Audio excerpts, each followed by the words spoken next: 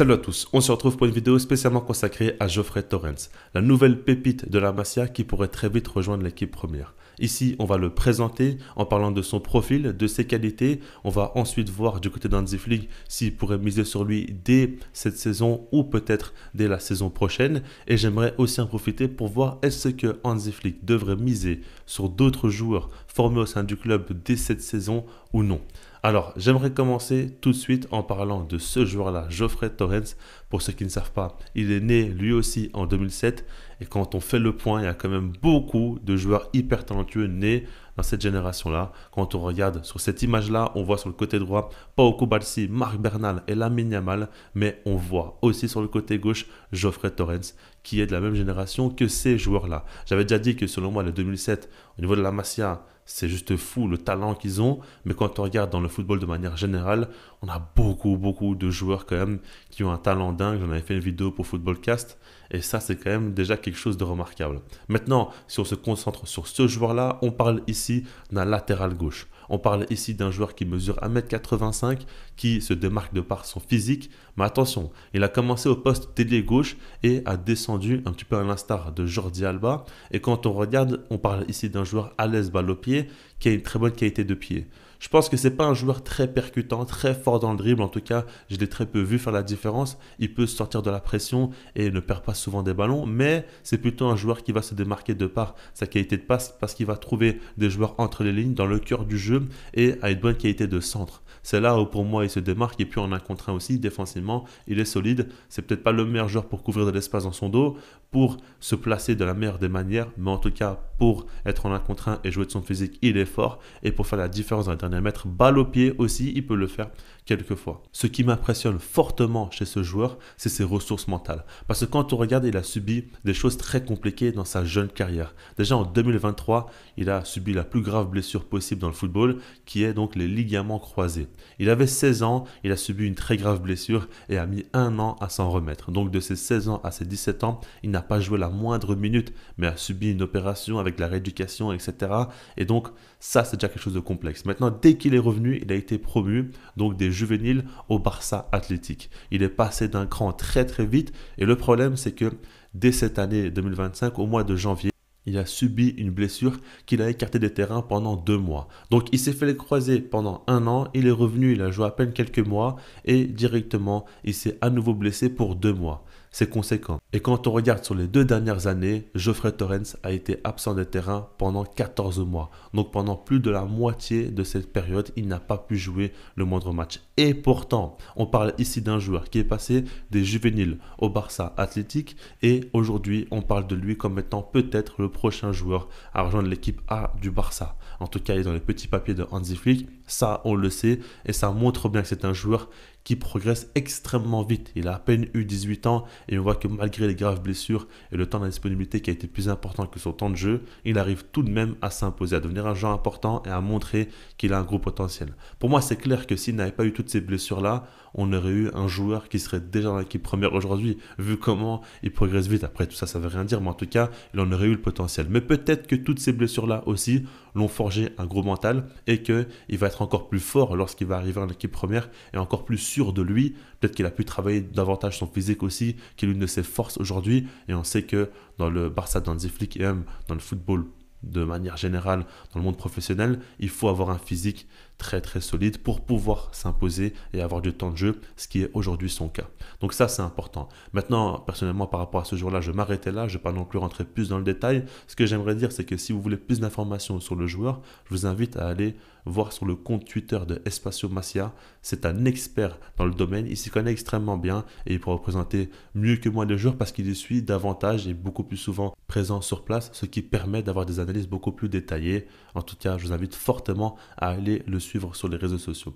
Maintenant, pour en revenir à la situation actuelle du Barça, on a présenté le joueur, on a vu qu'il est talentueux, qu'il a un profil intéressant, mais si on en parle, c'est parce qu'évidemment, Alejandro Balde s'est blessé pour 3 semaines. C'est une blessure quand même qui cause du tort à l'équipe d'Hansi Flick parce que c'est un joueur important et qui est un remplaçant qui est largement en dessous de son niveau. Quand on regarde Gérard Martin, ce n'est pas non plus une catastrophe évidemment, mais c'est un joueur qui n'a pas le même niveau et le même rendement que Alejandro Balde. Si on va un peu plus loin, même si on se projette jusqu'à la saison prochaine, je pense que le Barça fera tout pour améliorer cette situation-là, pour faire en sorte que le remplaçant de Baldé ne soit pas Gérard Martin, parce que, ok, comme je l'ai dit encore une fois, c'est pas une catastrophe, mais le Barça doit viser à se renforcer. Parce que quand on regarde par exemple du côté de Alejandro Baldé, on sait que c'est un joueur qui a connu beaucoup de blessures dans sa carrière, qui mise beaucoup sur son physique, et on sait que par exemple Hansi Flick a une gestion très précautionneuse avec lui, où il prend le moins de risques possible, il le sort dès que possible, et il donne du repos aussi dès que possible, parce qu'il sait qu'il est fragile.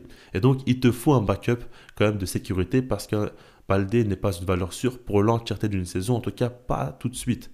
Et ça, c'est important. Et selon moi, quand on regarde, le Barça ne doit pas recruter un latéral gauche. Parce que Baldé est le titulaire en puissance, c'est un joueur dont il faut laisser de la place, il faut lui laisser continuer à progresser, parce qu'il a montré qu'il peut atteindre un niveau excellent, mais il faut simplement un joueur à côté qui peut aussi un petit peu le concurrencer ou potentiellement continuer à progresser à ses côtés. Et pour ça, pour moi, Gérard Martin n'est pas le joueur idéal. Il y en a d'autres. Aujourd'hui, on a parlé de Geoffrey Torrens. Je ne connais pas assez pour vous dire vraiment s'il mérite ou non d'avoir sa place de second latéral du Barça. Mais il y a un joueur dont j'aimerais parler, c'est Alex Vallée. C'est un joueur aussi qui a été formé à la Masia, qui est parti en prêt.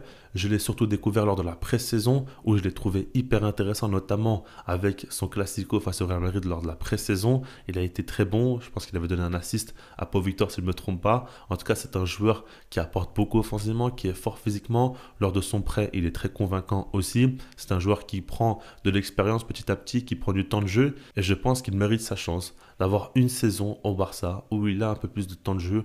Évidemment, il sera le second choix derrière Alejandro Baldé, mais justement, peut-être qu'il va montrer de belles choses aussi. En tout cas, je suis persuadé que c'est un joueur qui peut encore beaucoup progresser. Je ne sais pas quel est son plafond. Est-ce que vraiment il a un fort potentiel ou il va rapidement arrêter de progresser? Mais dans tous les cas, ce que je sais, c'est qu'aujourd'hui, il a de meilleures qualités intrinsèques que Gérard Martin et c'est un joueur qui peut plus évoluer que lui. Donc par rapport à ça, je miserai sur lui et pourquoi pas avec Geoffrey Torrens aussi qui continue à avoir du temps de jeu au Barça Athletic, mais qui monte petit à petit en équipe première et on voit ce que ça donne. Je ne suis pas fermé là-dessus, mais en tout cas pour moi c'est clair, le Barça ne doit pas acheter un joueur à ce poste, doit laisser Alejandro Baldé comme étant le principal titulaire et mettre dans ses pattes un joueur avec un minimum de potentiel, un peu plus que Gérard Martin en tout cas. Maintenant, si on en revient à Geoffrey Torrens, selon moi, il ne jouera pas cette saison. Ça m'étonnerait en tout cas, parce que Baldé a une courte blessure et je ne pense pas que tout de suite, il va jouer. Parce que là, quand on regarde les matchs, à l'heure actuelle, ils sont hyper cruciaux. Que ce soit en Liga ou en Ligue des Champions, voire à la finale de Copa, évidemment, c'est des matchs tellement importants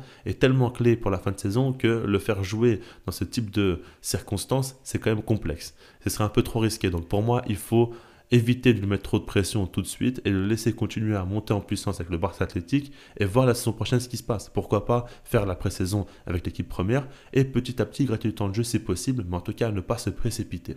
Maintenant qu'on a parlé du dossier du latéral gauche, ce que j'aimerais dire, c'est que selon moi, s'il y a bien un petit point qui me dérange lors de cette saison qui est exceptionnelle, et évidemment par rapport à Hansi Flick, on ne peut pratiquement rien lui reprocher, c'est que peut-être que des fois on aurait voulu voir plus de joueurs de la Masia monter en équipe première. Quand on sait que la profondeur du banc du Barça est assez légère, quand on sait que par exemple il y a des joueurs qui enchaînent énormément, quand on regarde Lamine Yamal, il a joué 30 matchs de suite en étant titulaire. 30 matchs de suite où il a joué en commençant le match avec le maillot du FC Barcelone à seulement 17 ans. C'est beaucoup trop et il y a des joueurs pour moi qui auraient peut-être mérité d'avoir un peu plus de lumière, peut-être, je ne sais pas, mais en tout cas j'aurais aimé personnellement et je parle notamment des cousins Fernandez, Tony et Guy. Pour moi, c'est des joueurs hyper talentueux. On sait que Guy Fernandez déjà intéresse des gros clubs européens qui sont prêts à essayer de le récupérer très vite. Tony Fernandez aussi est vu comme l'un des plus gros talents à la Masia. Donc on a envie de les voir jouer davantage. En soi, Tony Fernandez, on l'avait vu avoir du temps de jeu en Copa. C'était très peu, mais on avait vu quand même ses premiers pas en équipe première. Et j'ai pensé qu'il aurait pu continuer et avoir petit à petit un peu plus de temps de jeu. Pourquoi pas, je ne dirais pas concurrencer Lamine Yamal, mais des fois lui permettre de se reposer parce que c'est un joueur qui a le même profil que lui et qui est capable de faire des différences en un contre un. On sait que Lamine Yamal est le seul dans l'effectif vraiment à le faire. Tony Fernandez, lui, peut aussi potentiellement apporter cela. Donc ça aurait été intéressant. Malheureusement, ça n'a pas été le cas. Après, je comprends en soi. Il a seulement 16 ans, il est très jeune. Guy Fernandez aussi est très très jeune. C'est des joueurs quand même qui sont extrêmement précoces, qui n'ont pas beaucoup d'expérience, même avec le Barça Athlétique. Donc les mettre en équipe première, ce n'est pas facile non plus. Après, il y a peut-être d'autres potentiels. On parle beaucoup de Ibrahim Diarra, aussi un jeune joueur à la Masia qui fait beaucoup parler de lui. Je sais pas, il y a beaucoup de noms dont on pourrait évoquer. En tout cas, une chose est sûre, c'est que je parle surtout d'un point de vue personnel. Moi, j'aimerais voir plus de joueurs de la Masia des fois monter en équipe première. On sait qu'ils ont beaucoup de talent, on sait qu'ils peuvent beaucoup apporter. Quand on sait qu'il y a des joueurs du Barça qui paraissent cramés à certains moments, ça pourrait être une bonne idée aussi de faire tourner, d'apporter d'autres joueurs au sein de l'effectif. En tout cas, c'est comme ça que je vois la chose et ça me ferait personnellement plaisir. Dites-moi vous ce que vous en pensez. Est-ce qu'il y a des joueurs de la Masia que vous aimeriez voir en équipe première très rapidement? Est-ce que vous pensez qu'ils ont un fort potentiel ou non? Ça m'intéresse aussi de voir les noms que vous donnez. Souvent, dans mes commentaires, j'ai des gens qui sont quand même visionnaires et qui ont des années d'avance parce qu'ils me parlent de joueurs dont j'estime pas forcément tout de suite, mais avec les années, je me dis, ah ouais, lui, il avait vraiment eu la vision par rapport à ce joueur-là et je l'imaginais pas forcément.